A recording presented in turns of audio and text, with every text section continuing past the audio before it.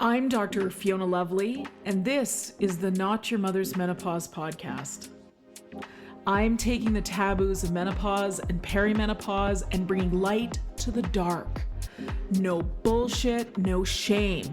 It's time for us to gain a new paradigm in female health, out with the old and in with the new, and I'm bringing fresh perspectives from someone in the arena. I've been practicing women's health for nearly 20 years, and I'm spilling the tea on what it means to live at midlife, knowing that the best is yet to come. I'm sharing my Gen X approach to living through this transition. Sassy, a bit sweary, and always honest. Tactical tips and instantly usable information is my aim. I hope to make you laugh and that you learn something new that helps you embrace the change. Together, we bring power to the peri. Onward to the podcast. Hello, listeners. This is the Not Your Mother's Menopause podcast, and I'm Dr. Lovely. And today I have a wonderful expert that's joining us talking about a very, very timely thing for women considering hormone replacement therapy and or women going through perimenopause. We are talking about testosterone for women. Oh, I love this conversation. It's so good. I talk about my own experience with taking replacement testosterone in the episode here, but coming on the show today is a woman who's just an extraordinary menopause practitioner and gynecologist, and she is sharing the pros and cons of testosterone therapy. I'm not sure there are many cons, to be honest, but we didn't talk about many, but many, many pros. And you know, why are we having the conversation about the male hormone? I'm making the air quotes. The male hormone, testosterone. And the reality is we've genderified hormones when in fact we have lots of testosterone. Our estrogen is made from those two hormones share a mother molecule. Just like men have estradiol and or estrogen and progesterone. So it's important to sort of pull back the curtain on that and say, okay, why are we saying no to this? So in the United States, there's an issue with prescribing testosterone for women because there are no female approved products, even though there are apparently 18 different testosterone products for men. So we go deep on this subject. It's important. And Dr. Susan Hardwick-Smith, gynecologist, is my guest today. And she is the owner and director of Complete Midlife Wellness Center.com. And you can find them on Instagram at Complete Midlife Wellness. She has a podcast. She's an author. She specializes in menopausal and sexual health. And really, we had a chat about the hormone replacement therapy or menopause hormonal therapy, MHT, and the standard of care, what's involved. And it is estrogen, progesterone, and testosterone. And you know, a lot of places this can feel like a stretch for a woman to ask her doctor for this, because again, it's hard enough for us to get the HRT in some places. But when you add on the masculinized hormone of testosterone, then docs don't know what to do with it sometimes. And again, everybody's well-meaning. As far as I'm aware, everyone is well-meaning. It's just a failure of the system and a failure of their education. So it's changing. It's just not changing fast enough. So I'm out here dispensing this information for you today, joined by Dr. Susan Hardwick. She is a board-certified gynecologist and certified menopause practitioner, specializing in women's midlife wellness, hormone optimization, and sexual wellness. She's the founder of Complete Midlife Wellness Center in Houston, Texas, and the best-selling author of Sexually Woke: Awaken the Secrets to Your Best Sex Life in Midlife and Beyond. She also hosts the popular podcast Empowering Midlife Wellness. Dr. Susan is the recipient of the Texas Super Doctor Award over a dozen times, as well as a multiple-time recipient of H Texas Magazine's Top Doctor and Top Doctor for Women awards. She's also been chosen as one of Houston's 3 best-rated gynecologists several consecutive years.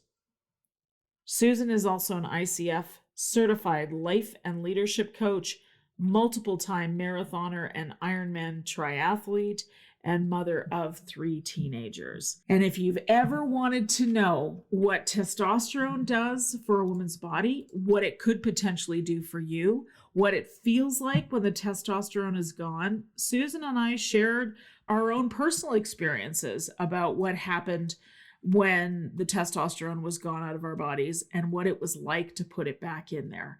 So if you want to learn how to conserve muscle, protect bone health, protect yourself from heart disease, from neurodegeneration, and also there is some evidence that it shows taking testosterone can decrease the breast cancer rate.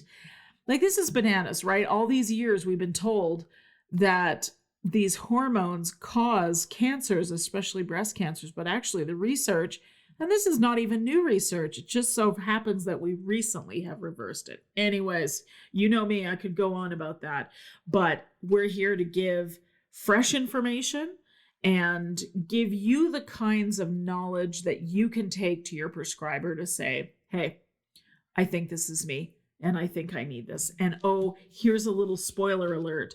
We talk about the mental health component of not having enough testosterone. So I hope you enjoy this episode as much as I enjoyed being a part of it with Dr. Susan Hardwick-Smith.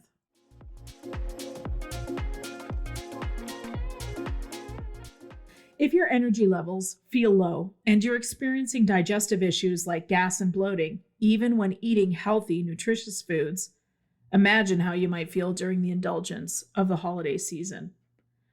Adding a high-quality enzyme supplement to your routine could make a big difference.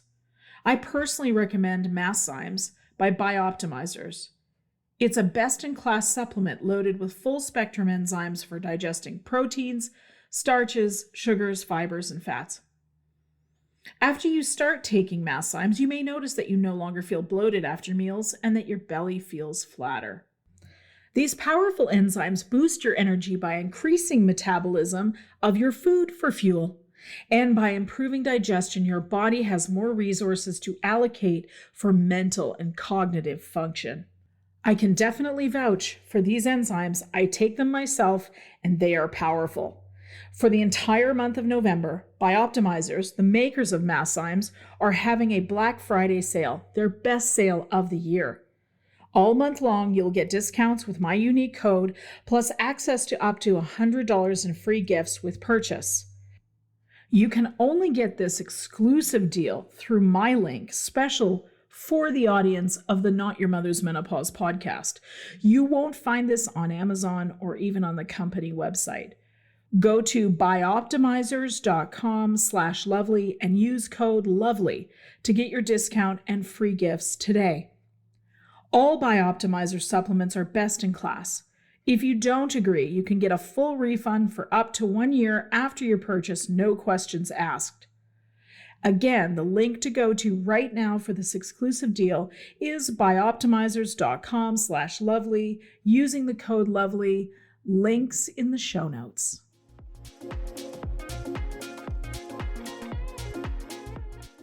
I have the great pleasure of having a wonderful guest today. I'm so excited for the topic that we are going to discuss today.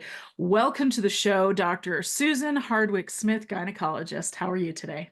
I am great. I'm so delighted to be here. This is one of my favorite topics, so I can't wait to get into it with you. Oh, me too. So, spoiler alert, we're talking about testosterone therapy for women. And this is a subject that we're really starting to get some awareness of in menopausal medicine, and it's actually starting to be discussed more and more frequently. So I'm a huge fan. I take it myself. My husband takes it. I've seen it be very helpful for other people, for my patients, for myself. I'd love to hear, first of all, before we talk about the tea, before we spill the tea, shall I say, I couldn't resist. I'd love to hear your story a little bit, Dr. Susan. Tell us how it is you found yourself as a menopausal and sexual health specialist. Yes, that's such a good question. Well, like most people, I think we find ourselves in these really interesting places because of our own personal experiences. And so I practiced traditional obstetrics and gynecology for 20 plus years, loved it, delivered babies, did surgery, all the typical things. Was trained in a traditional medical school in the United States. And that was a wonderful practice. And at the time, I thought I was a menopause expert, which is really humbling looking back. I was giving advice to women when I was in my early 40s that I wish I could call each one of them now and apologize. I knew nothing about it. We weren't trained in anything to do with menopausal midlife wellness. Then, as happens, it happened to me around my mid 40s. I started experiencing symptoms that I truly didn't understand. I didn't have any way to treat myself. And so, in search of something to make myself better, selfishly, I completely went down the rabbit hole of learning everything I could about menopausal wellness, hormone therapy, menopausal hormone therapy that's traditional, and then other options, all the things. And so, as a result of that, I'm now 57. Uh, really have developed a system that works well for myself, and then I've been able to offer this to other women. So I retired from traditional OB-GYN in 2020 and now focus solely on helping women in midlife, perimenopause, menopause, and beyond. And it's just been a fascinating journey, consistently learning. Everything's always changing and growing.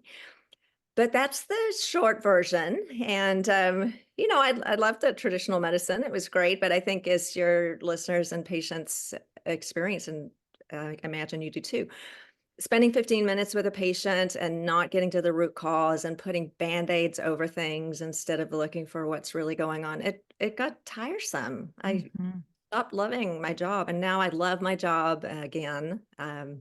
Feel healthier than I ever have, happier than I've ever been. I mean, so it's just a great time, this time in life, and I want to share that with everybody.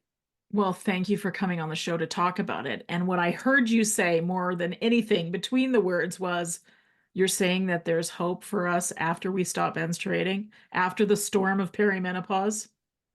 Absolutely. Well, hopefully now, even before that, I'm so excited that platforms like this and others, in this past 2 years, as you've know, there's been a massive increase in conversation around this whole topic. And so my hope is that women like my daughters who are in their 20s are going to know exactly what to expect, and they won't have to experience a horrible 7 to 10 years of perimenopause before finally getting help.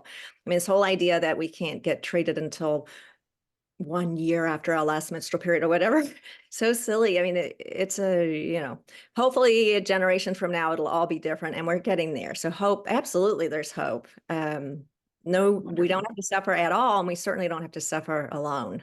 So Oh, the suffering, fantastic. yeah, suffering is optional. Menopause, we're going to have it, but we can choose if we want to suffer or not now, which is wonderful. And I think one of the important things to talk about, you just mentioned it, is not waiting until we've stopped menstruating, not waiting till we're actually at the point of menopause, not wait. Or the other thing I hear is that my doctor won't give me any medication or won't give me hormones until I've had a hot flash. Well, listen, lots of women have never had a hot flash. I've never had one. So I don't, like there's lots of us that don't have them, right? There's lots that do. I got plenty of other things, so it's fine. But I think that's a big part of the conversation too, is like the timing of when we start treatment. And I love that we're talking about it anew. Absolutely. So as we mentioned before we started recording, we could actually talk about this for days. And I love this topic, any part of it. But yeah, before we start talking about testosterone, I think that's so important. These arbitrary rules that have been applied. For example, we're not menopausal until we haven't had a period for a year, or you couldn't possibly be having menopause symptoms because you're only 40, or whatever other nonsense you might have heard that disregards how you're feeling. It's dismissive. It's like, wait a minute, like this woman is in front of me telling me she's having all of these symptoms. Mhm. If you feel it, it's real. And so you might be 38 or you might be 54. But our hormones start changing and generally doesn't feel good. And I'm excited for those of us who do feel well, and that's terrific.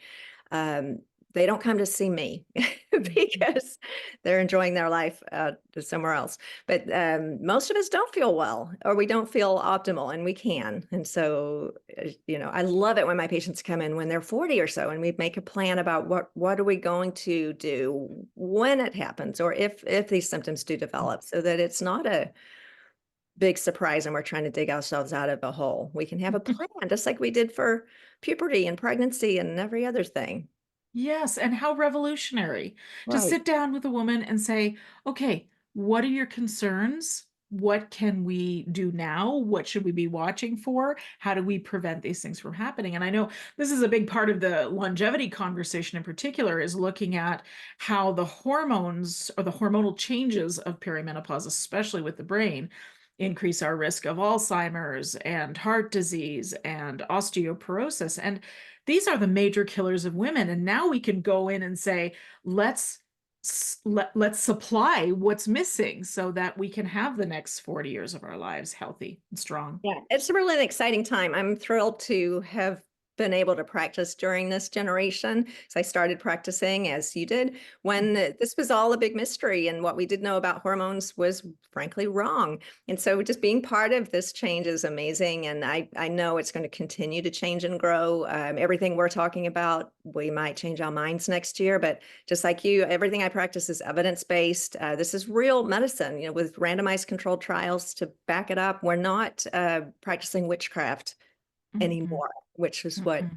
the thought used to be. This is real Yeah. evidence-based medicine, and helps us live longer, feel better, improve our quality of life in so many different ways. And I tell everyone it's an option. You don't want to It do it, that's fine, is. but let's be educated before we make our decisions, and not Mhm, make them based on fear or uh, mhm. prejudice, or things that we've heard before that are now out of date. We want to be curious and flexible, and then be wonder, could that be something for me? And everyone gets to choose. Yes, yes, absolutely. And I know sometimes I hear the pushback to HRT, which of course I know that the woman in front of me that's saying that has been fed that by somebody else that was misinformed, or it's outdated information, or it's fear-based, or whatever. But it's a matter of, you and I both know it's difficult to have that flexibility and positivity and curiosity when our hormones aren't in a good place. Oh, absolutely. Right? Yeah. So we start with that, right? That's the foundation. And so again, there's so many aspects of this that are thrilling to talk about, but right, we've got to feel well first before we can. If we're not sleeping, we're not thinking clearly, we have brain fog, it's really hard to make an educated decision, or sit Mhm. down and read a paper, or what have you.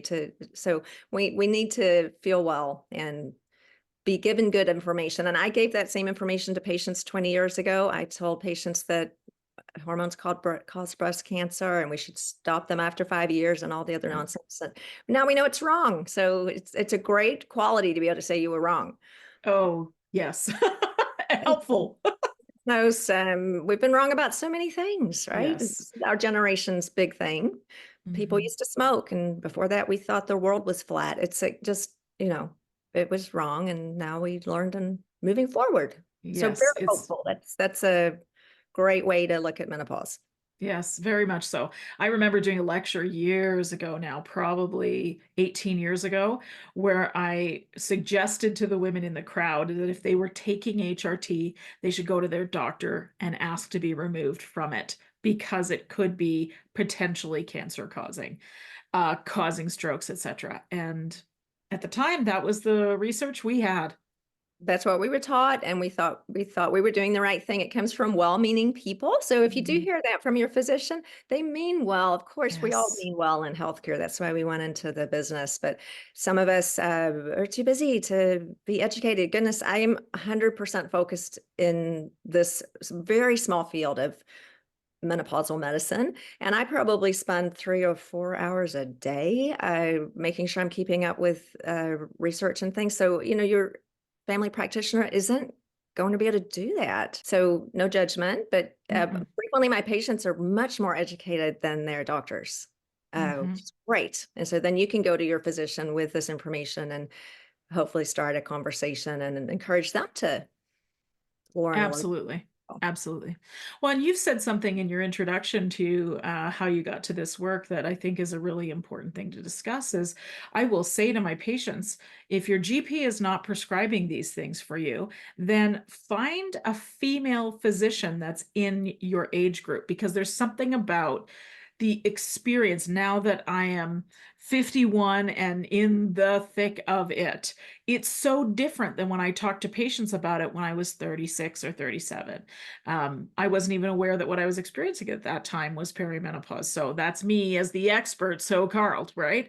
We learned so much, but finding a woman that has potentially been through her own issues, which is difficult enough to do because it's not like doctors are out there talking about it. You and I are, but most are not. Let's just say we know what happens to every woman. So if she's a woman aged 45 or older, she knows something about it. So I think that's a great idea. And I tell patients, like, you don't have to have had cancer to be a great oncologist, but it would probably help. Like it Mhm. just helps with the empathy. And as we talked about, like, I personally admit I was completely clueless Mhm. about how this felt, and I was dismissive to patients. I was judgmental about it all being in their head. Probably rolled my eyes, and all the things that might have happened to you if you're listening. Mhm. Never been through it. Similar before I got pregnant, I really didn't understand Exactly. the complaints that my pregnant patients had, or the feelings, or the magical times as well. I mean, you can't read a book about playing tennis. You got to play tennis, right? It helps. It's There are very great true. male doctors out there too. There are, Yeah. and certainly some great young female doctors. But yeah, if you feel stuck, that's a really great idea. Find a menopausal woman, and she's more likely to empathize with what you're going through. Yes, I agree. So let's bring it back to HRT. Can you just give us some basics on what exactly HRT is, what's typically included, and let's go from there. Yeah, so big, huge topic. I'll try to make it short and sweet. I know you guys have talked about it a lot. So in the United States now, our PC term now is MHT, menopausal hormone therapy. We always like to have new names for stuff, and so very loosely, the what I'll just call the standard of care now, and that's because the Menopause Society, American College of OB/GYN, these big academic organizations are supporting this now. So using what some people call bioidentical or body identical, but compounds that look chemically the same as those that we used to produce. So the three hormones our ovaries produced in massive quantities after puberty: estradiol. So there are many estrogens, as you probably know, but the primary one that we make throughout our lives is estradiol. Progesterone, which we produce after ovulation or when we're pregnant, and then testosterone. And so interestingly, estrogen and progesterone, or different versions of those used over the years, like in the old study that we all know a lot about, the Women's Health Initiative, they used Premarin, which is not bioidentical. It's estrogen that comes from horse urine, but still it worked well for symptom relief. Otherwise terrible, so we don't use it anymore, but that's what we had done, right? And then other types of progesterone lookalikes that we call progestogens or progestins, but not progesterone. So now we're moving towards using the hormones that look exactly like what we used to make: estradiol, progesterone. And then the third one, not to forget about, is testosterone, because a fact that many of you might have heard because it's discussed a lot. We actually make more testosterone as women throughout our lives than estradiol, which is kind of mind-boggling. The reason why it's not so evident if you look at a piece of paper when you get your blood drawn is because the units of measurement are completely different. So to make them equal, you'd have to multiply the testosterone by 10. So just as a fun fact, we make a big ton of testosterone throughout our lives. Now we make 1/10 as much as men approximately, but still it's a significant hormone. And when it drops to very low levels, or in my case, zero, which is quite common around the time of midlife, we experience a lot of unpleasant symptoms. And so quite curious that that hormone really got ignored until, there have been studies, and you and I were talking about a study back from, more than 10 years ago. I mean, studies have been ongoing about the benefits of testosterone for women, but it's still been kind of on the, maybe later section of things to do. Let's really focus on estradiol and progesterone, and then testosterone's kind of like the, third cousin, but it's really important. I think we should bring that back into the conversation as first line, along with and I joked with you earlier, if God said I could only have one hormone, yeah, estradiol would be the most important one for sure, Mhm.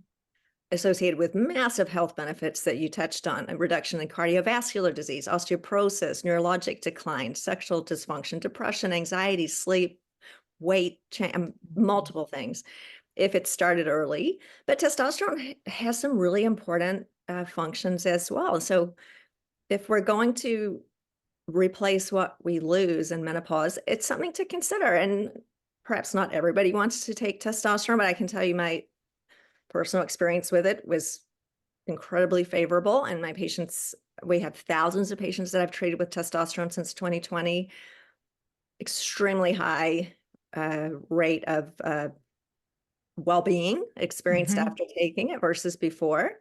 Mhm. So yeah, I think it's something to think about, not to forget.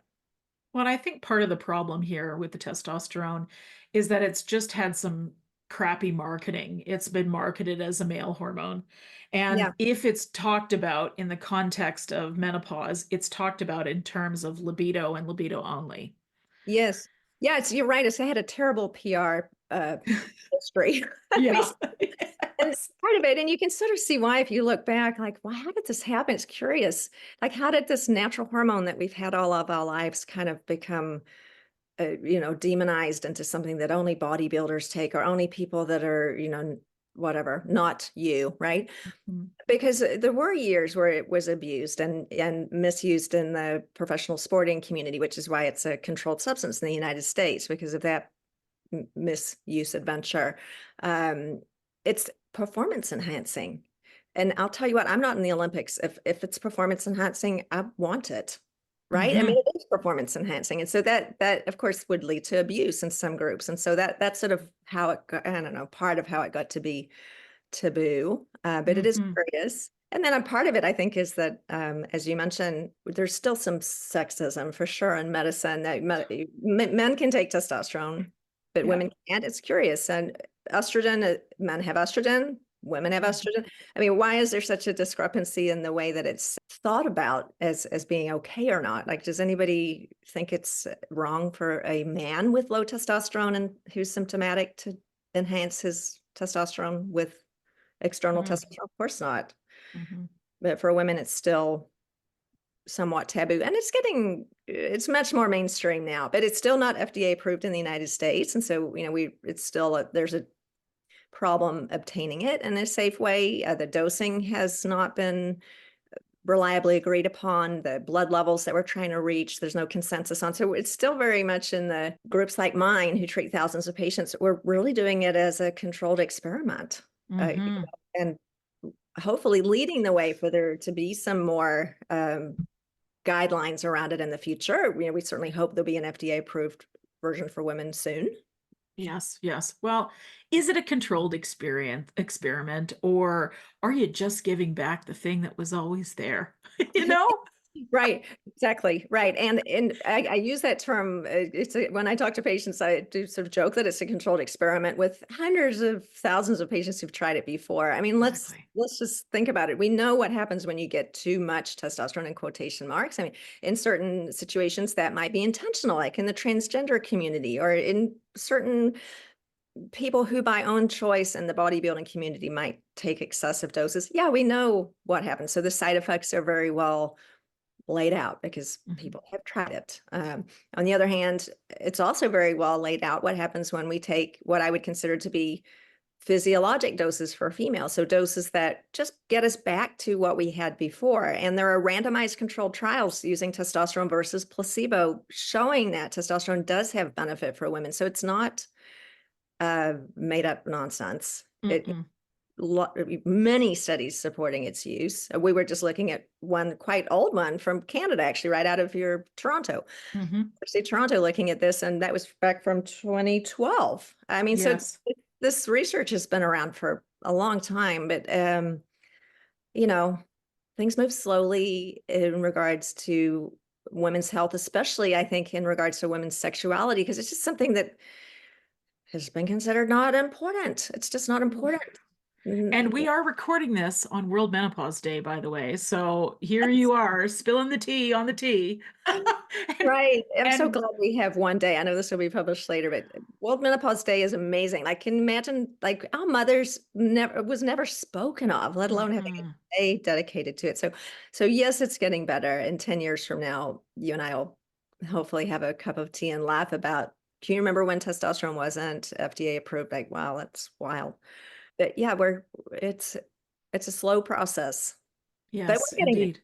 Yeah, And just a few years ago, we would have said that about estradiol. It's that's like right. we're not using that right now. We were okay for bioidentical progesterone that one never really got pulled, but again, a lot of the training doesn't cover from the Western medicine world doesn't cover how to actually prescribe progesterone properly. And so that's another conversation for another day potentially. But I think it comes back to the genderification of these hormones. Yes. And ultimately, it's still true that it's men running policy for these things, whether we're talking about science or government or whatever. And so there isn't that level of importance. But I'm starting to see more and more, females getting involved. And don't you love this wave, this amazing wave of research? As you said, 3 hours a day. Like it takes a trying to There's keep. a lot of stuff coming out, which is wonderful. It's And there's a wonderful. lot of garbage also. So there's a Yes, lot of having to go through it. you have to But know. what we can rely on now, because it's so overwhelming if your patients are looking, even if they're following menopause experts on Instagram or whatever. I mean, it's just so overwhelming, the amount of information.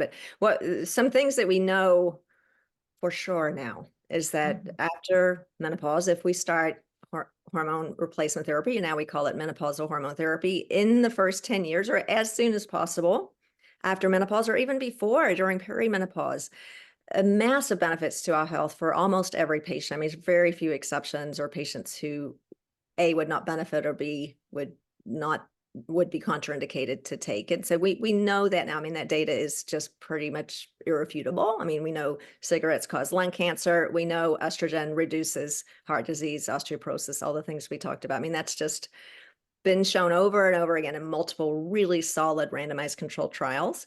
So that you can take to the bank. And then testosterone, which like you said, I mean, 10 years ago, we were saying don't take estrogen. And now the few people who are still saying don't take testosterone, I mean, yeah, the wave is moving forward. Mhm. And it's still hard to get it, right? Because I don't know what the environment is in Canada, but here we have to, because we don't have an FDA approved version, we have two options. We can either use male or they have upwards of 18 different FDA approved testosterone products for men, patch, a gel, and nasal spray, a subcutaneous pellet, multiple versions of each.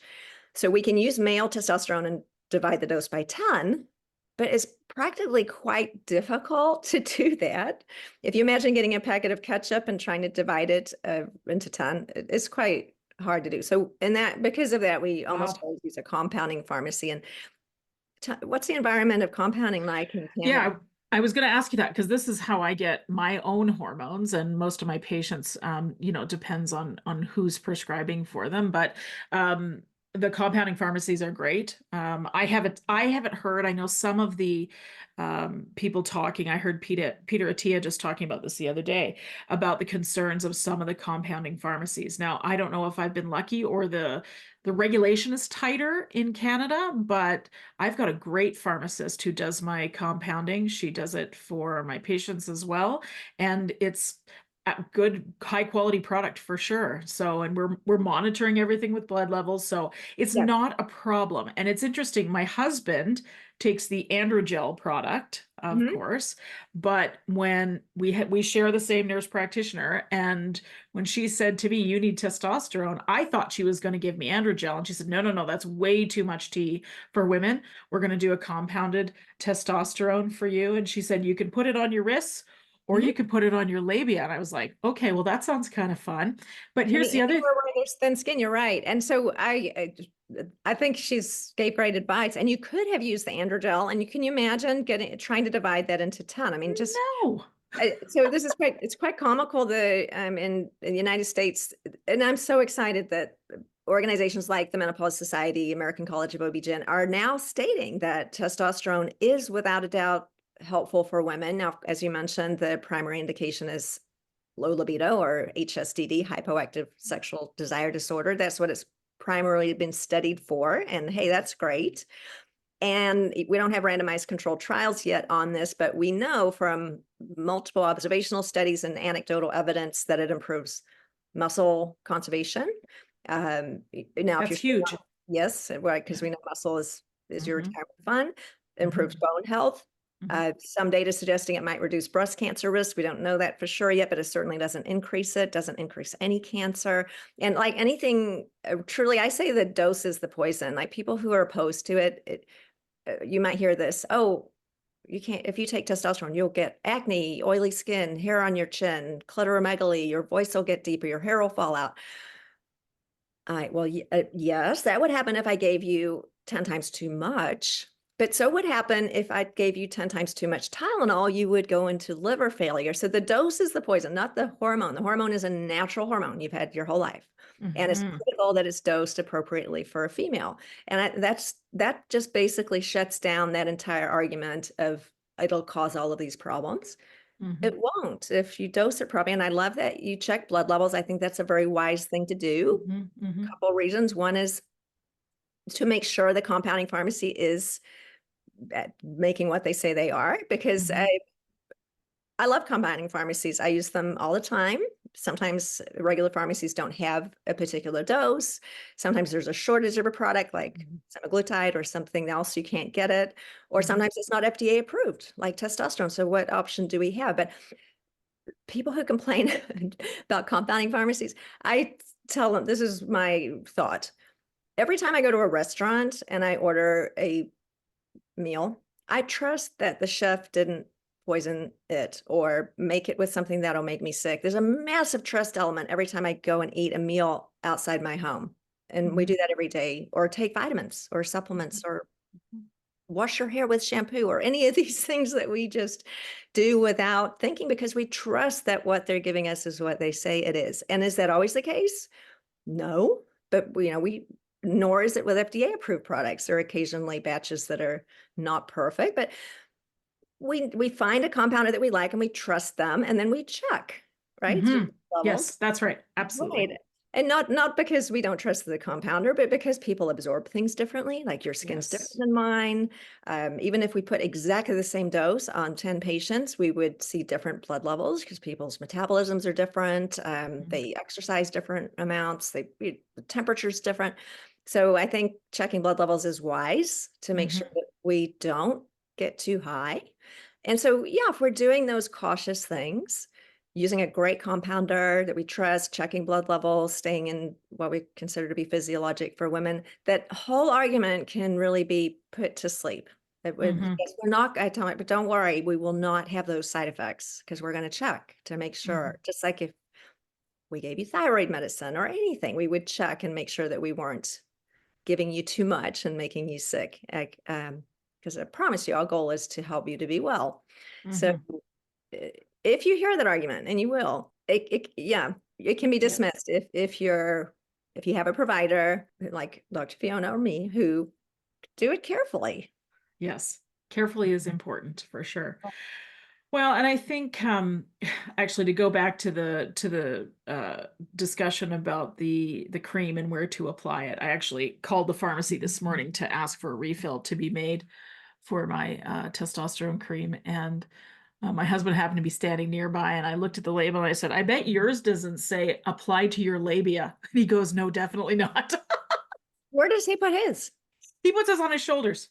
Yeah, it's just to say you can put it anywhere, right? And Yeah. so our skin will absorb it anywhere, but there are areas of the skin that are thinner and possibly will absorb it more quickly. And so what I love about the wrists is that if you're watching this, you'll see, but if you're not, you can imagine. You can get your little pump and just put it on your wrists and rub your arms together, and then you don't have to wash your hands. So I Exactly.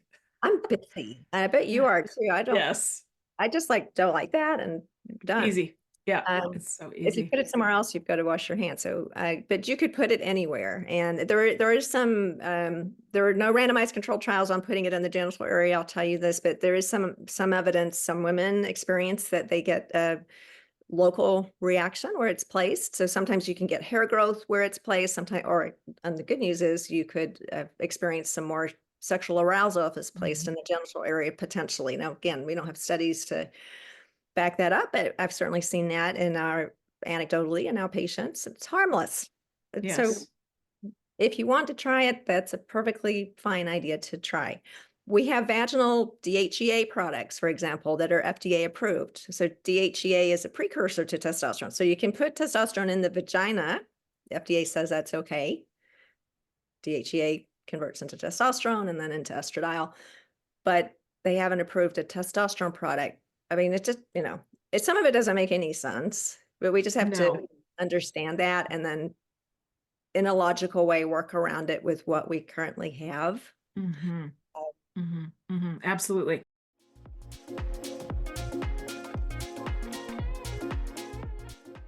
I get pretty passionate about giving myself and my people tools that can help with stress management, and I have a new one to share. Just Thrive Probiotics.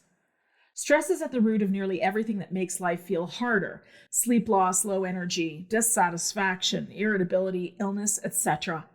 We can feel powerless to do anything about it, yet our wellness depends on how effectively we can dampen the stress response. Science tells us that high stress is a foundational creator of all of the major chronic diseases.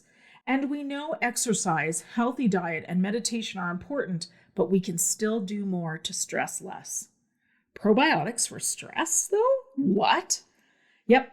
Gut health is connected to overall health, so caring for the gut microbiome can have effects on all systems of the body. Also, 80% of our immune system lives in our gut, so tending to our gut health offers us resilience and protection. The Just Thrive probiotic provides immune support, boosts health, improves sleep, promotes healthy skin, encourages healthy weight management, and supports the gut brain connection. The Just Thrive Calm features the proprietary Mood Biotic, which is the most heavily researched and verified brain probiotic available. In multiple clinical studies, it's been shown to help effectively manage stress, champion a healthy mood, maintain balanced cortisol levels, drive peak cognitive function and great thinking, promote vitality, and support better sleep quality. I love these probiotics and I feel differently taking them. I've been taking daily probiotics for 2 decades, but these are different. I am more calm, I sleep better, and I have less digestive upsets. For a limited time, you can save 20% off a 90-day bottle of Just Thrive probiotic and Just Calm when you go to justthrivehealth.com and use the promo code LOVELY. That's justthrivehealth.com, promo code LOVELY.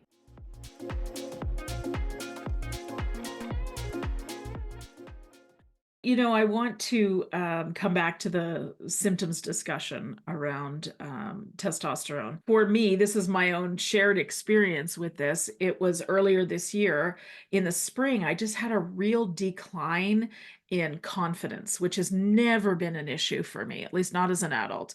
And I just sort of felt like hiding. I didn't want to be, which is hard to do when you have a job like you and me, right? Where our faces are all over the place. We're I all know over the feeling. forget it.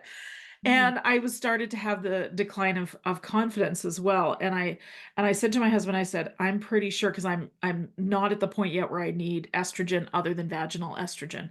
So I'm not taking systemic estrogen yet. And I said to my nurse practitioner, I said, so I think it's estrogen time. She said, no, no, no, no, no. She said, lack of confidence that shows up suddenly, that's testosterone. And I was like, what? I didn't even see that one coming. So this is fairly new to me too, but Mhm. I'm loving this conversation because the experience of taking testosterone for me, which I just started taking this July, it literally was night and day. It took about a week or so of taking it every day before I was fully back online. And I So don't know. Go ahead. Yeah, I didn't want to interrupt. I was so excited to hear you say that because I hear this I had the same experience and my patients tell me this every day, but in different ways. And so, as you know, as a physician and patients listening, you can imagine we miss things all the time if we don't ask the right questions. And so, what question do you ask to elicit that symptom? And it can sound very much like depression. Yes.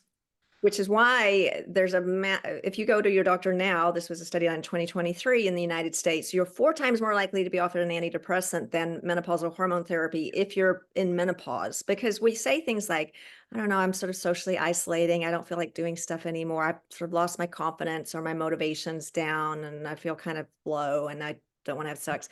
That sounds like depression. Mm-hmm.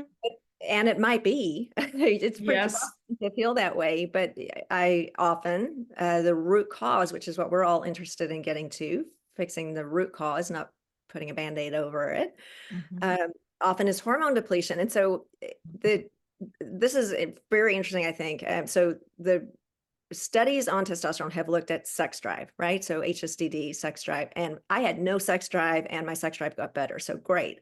The other thing I noticed is my drive got better, not just sex drive, but my wanting to engage with the world. And so patients use words like optimism, confidence, Yes. motivation.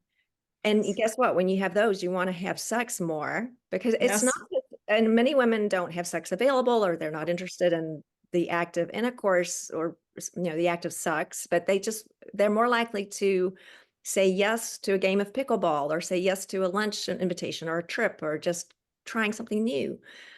So I hear that all the time. It's like, oh yeah, my sex drive got better, but now I'm going out with my friends again. I'm going on a trip to, you know, climb a mountain, or I'm picked up a new musical instrument, or I cannot wait for that study to be done. I don't know who will pay for it, but the psychological effects of testosterone are really amazing. Massive. Yeah, Yes. I'm perfect. I'm cool with them, approving it for sex drive because that's important.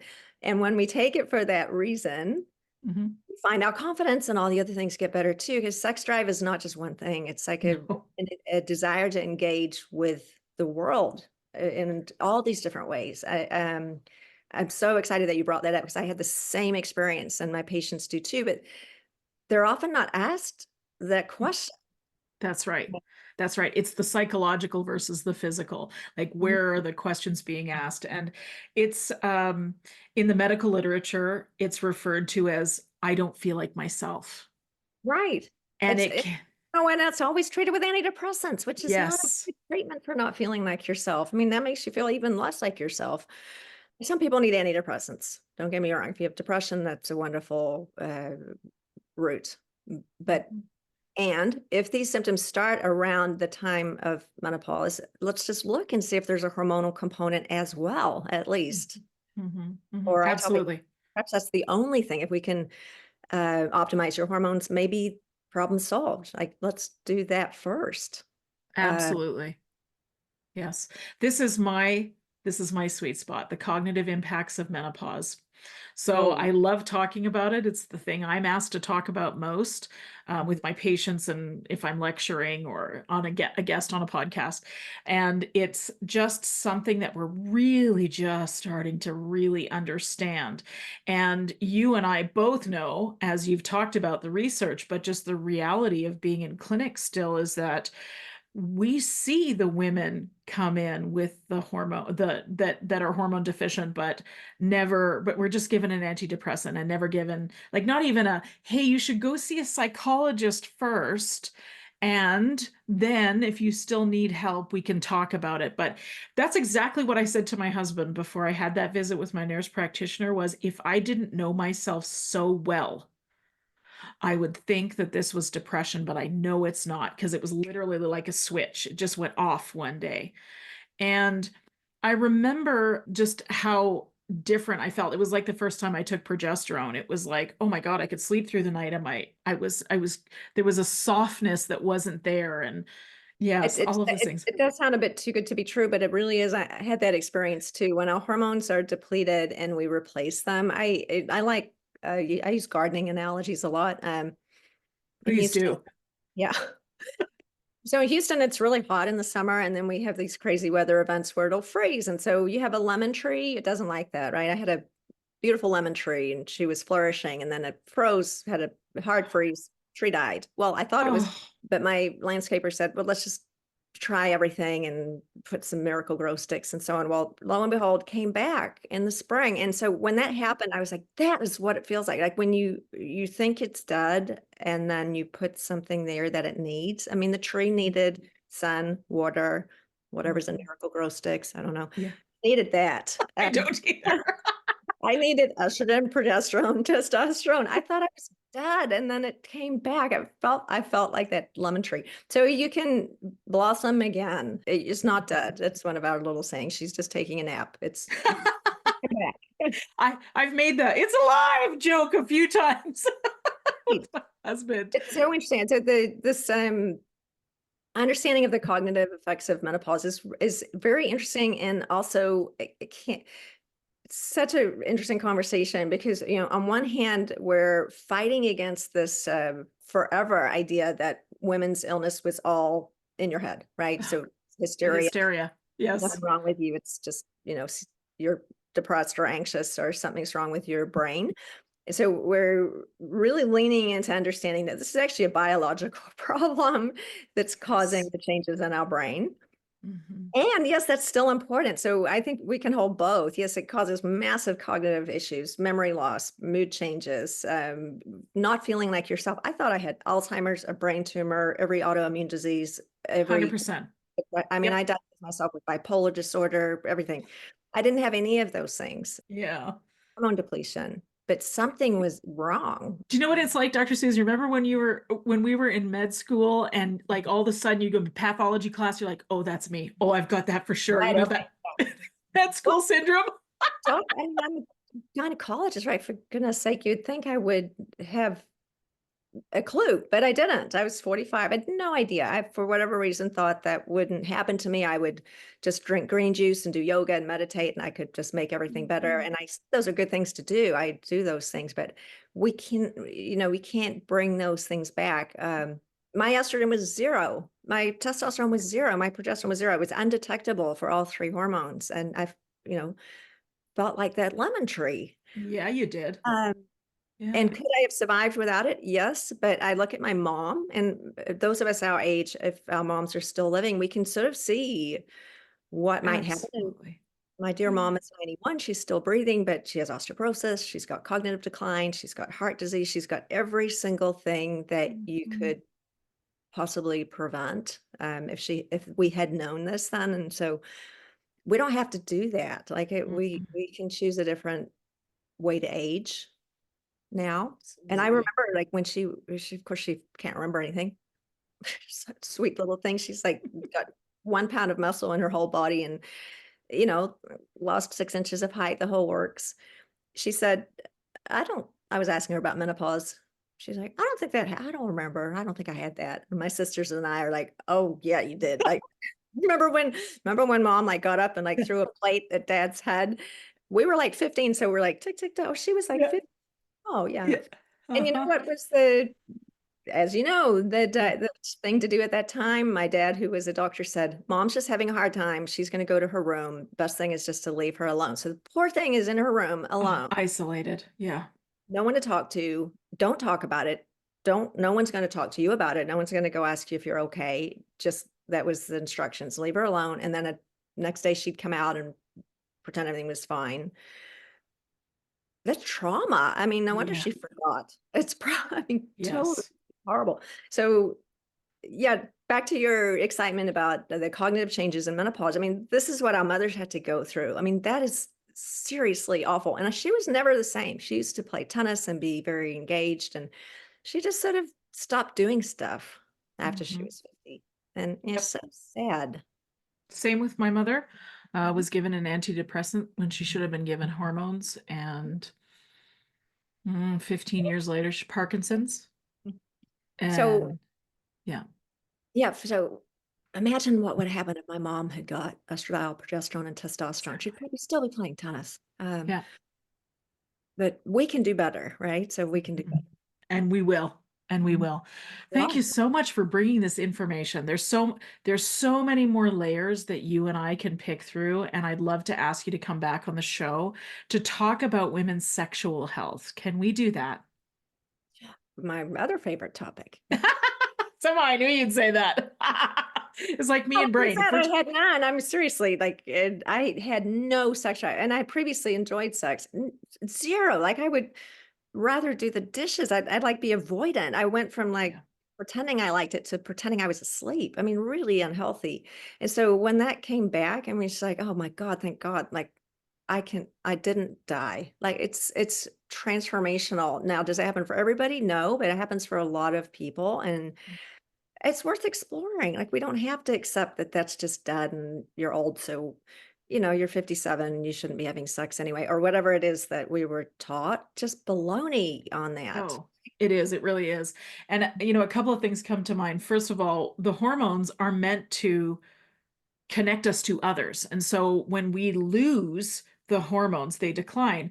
We not only lose that intimacy connection, but we lose it with our job and maybe friends that we don't feel connected to anymore, or hobbies that we've done our whole lives, or whatever. That connection thing isn't just about the physical bit, but it's the biology of connection, which is what the hormones do for us. And so women will often say to me, well, my mother did just fine without did she really? But chances are no. But my grandmother did just fine without hormones. Why are we having the hormone conversation? And I remind women that like 100 years ago, 120 years ago, we only lived to 51. Right. Yeah. So That back to the we could talk all day quickly on that one. Yes, people all over the world survive without taking menopausal hormone therapy. But we're beyond just wanting to survive. We now have an opportunity to thrive. And I'm so grateful and to be so privileged to live in the West where we have these things available. My thought is I want to use that privilege by using it. Just because my sisters in Africa don't have the opportunity doesn't mean I can't thrive because I have it available. And so, yes, recognizing that we're really privileged and other people don't have it available, it doesn't mean we shouldn't enjoy it, because that makes me more able to give more back and to be more generous and to be able to be more helpful. I'm not sitting in my bed wishing I was dead, which I felt when I was 45. yes. Um, so, And it was your hormones. You weren't depressed. right, I was not. Yeah. Yeah, I was Yeah. not. There's a beautiful paper. I think it's actually a review that was done in November of 22 that looked at the mental illness, that was the term, severe mental illness that can go along with the hormone decline. And the recommendation, of course, was if a woman comes into your office and has these symptoms, give her hormones first. If she doesn't respond to the hormones, then you consider the psychotropics, etc. Actually, I think the second suggestion was lifestyle changes, and then the third was the psychotropics. Fascinating. I mean, that's revolutionary. Why is that not out there more? Right. I mean, in my mom's age group, she would have been given electroconvulsive therapy Oh before they gave God. her estrogen. I mean, just that we've come out of this series, we've learned so much. And there's a fantastic book you're sure aware of that was published this year called The Menopause Brain. Lisa Mhm. Mosconi wrote. Moscone, yeah. It's real. Like, we didn't make this up. The parts of the brain shrink, the neurotransmitters change, and it's reversible, which is the hopeful part, the cognitive decline, all the things The can best part. better. Right. Yes. Dr. Moscone's research and the research of Dr. Roberta Brinton inform my work every day. So I'm so grateful for those two in particular. They're really changing how we feel about women's psychological health Yeah. at menopause. So, where can people find out more about you, please, if they want to learn more? So I have a practice in Houston. We have several providers. I've got 8 nurse practitioners now, actually, and 3 doctors. We're called Complete Midlife Wellness Center. So our website is completemidlifewellnesscenter.com. We see patients all over the world, actually, remotely as well as in person. If you come to Houston, we're only licensed in Texas and California, but we do see patients remotely in the coaching and education realm. So we don't prescribe or diagnose medical illness, but we have a visit just like we would if you were here in person, and suggest what you might take to your own provider, to go to your provider with education and say, hey, I'd like to get an estradiol patch and progesterone and some testosterone cream, or whatever it is that you decide based on that coaching visit. So we'd love to see you through any portal that you can. And I just encourage you to find a provider, whether it's me or one of my providers, Dr. Fiona, or somebody. We have the Menopause Society in the United States, great list of providers who at least are, various levels of education, but open to discussing the topic. And so you can find somebody, and you deserve it. Somebody who wants to listen to you and help you to feel your best. Absolutely.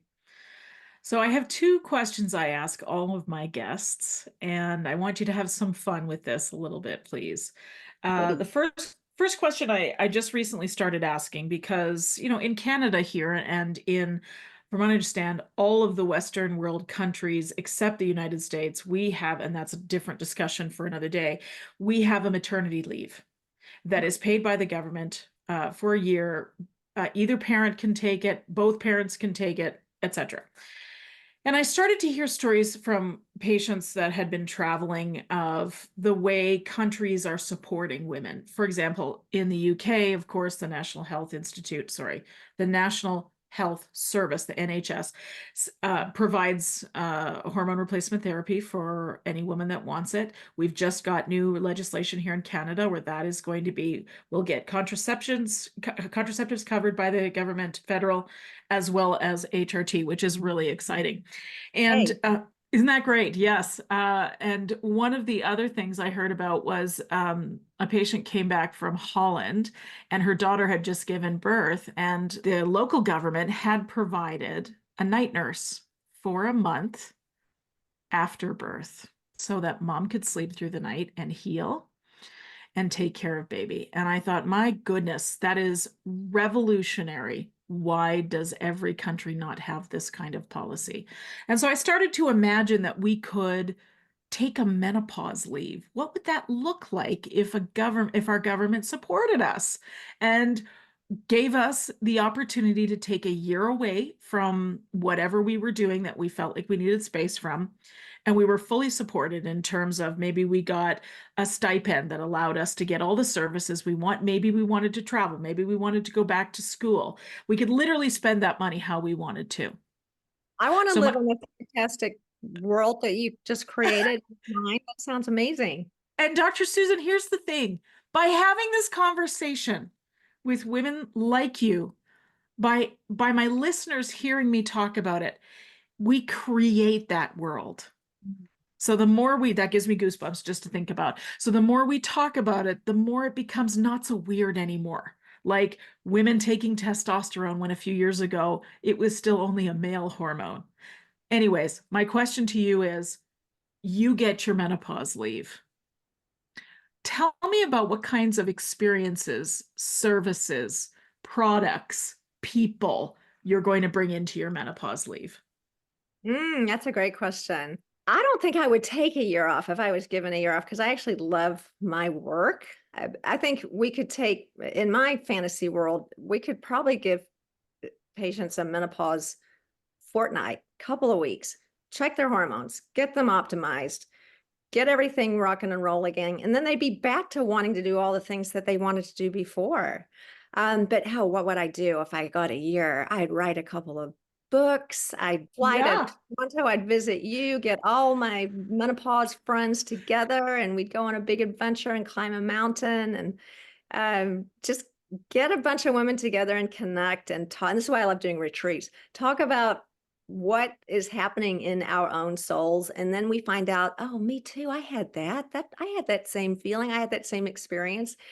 I'd love to spend a year doing that, just a year of retreat and travel and writing. And See, look at you light up just to even think about it. How cool is but that? actually I'm so lucky, am I get to do that anyway in the weekend. So but yeah, I do it for a whole year. That'd be amazing. It would be really good just to focus on those things. So the second question I have is a simpler one, is knowing what you know now, what would you tell your younger self? Oh gosh. I would tell her that she needed to start earlier taking care of herself. I worked myself to death until I was 45, didn't take care of myself, didn't understand self-compassion or self-care, gave everything to my kids, to my patients, to everybody else. And I became that lemon tree that almost died. I withered away. At least my soul almost died. So treasure yourself. That's what I would tell her. Treasure Oh, and don't wait. Do it don't now. wait. Yeah, I love it. I love it. Thank you. Dr. Susan Hardwick-Smith, thank you for joining us on the Not Your Mother's Menopause podcast. such a pleasure.